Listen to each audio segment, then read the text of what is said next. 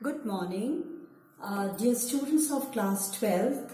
Welcome to this online English class. I am Rajni Joshi from Kendra Vidyalaya, Roorkee number 1.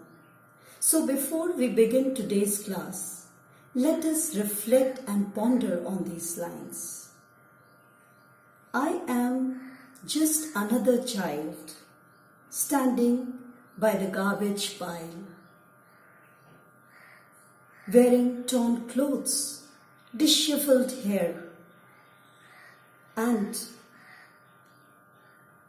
collecting whatever is left over, broken bits and bottles.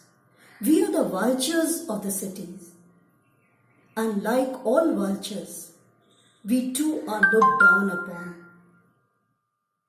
Students, who are these children, and why are they referred as vultures? I think probably by now you would have got the answer. Well, dear students, millions of these children in our country as well as all over the world, they are living a life of suffering, exploitation, a life of utter darkness where there is no hope for them. These children, they are devoid of all joys of childhood. Books, education, toys, small dreams for the future is not meant for them. For they have lost their childhood and they have entered the adult world where they have to work for themselves, for their survival, and also take care of their families. Gradually, these children, they enter the world of crimes. They fall into a quagmire of the crime world and they languish in juvenile homes where they are often ill-treated.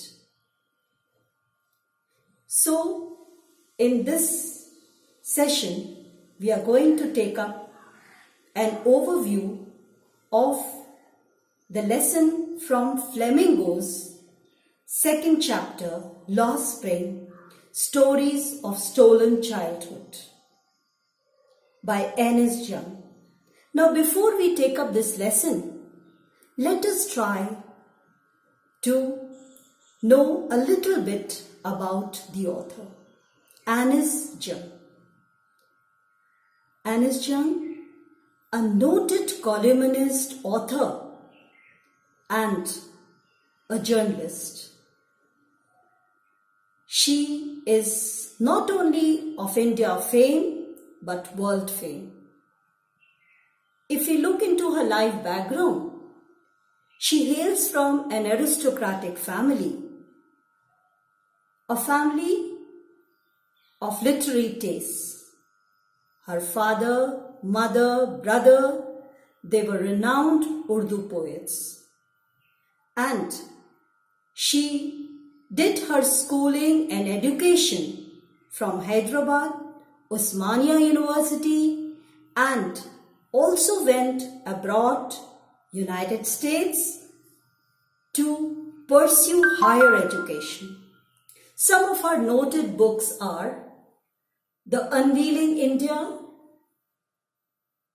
Seven Sisters, and Lost Spring, Stories of Stolen Childhood.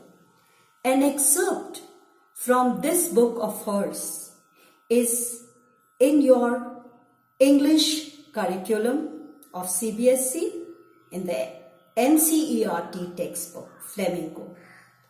So, coming to the second chapter of your Flamingo, Lost Spring, Stories of Stolen Childhood. This lesson is divided in two parts. The first one is, sometimes I find a rupee. And the second part is, I want to drive a car. Now here in this lesson, the author analyzes the grinding poverty and traditions which condemn these children to a life of exploitation. Here, the two protagonists, Sahib-e-Alam, who is a rag picker, and Mukesh, who is a bangle maker, a child labourer from Firozabad, known for bangle making. These two children, they lead a life of poverty, exploitation, suffering, because they are condemned to be child labourers.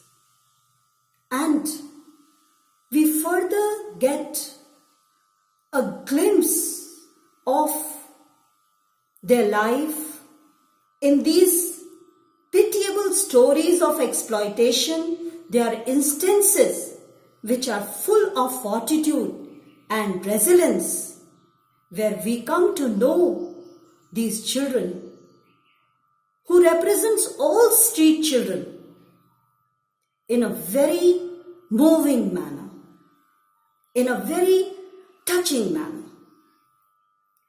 So, the lesson also talks about the callousness of society and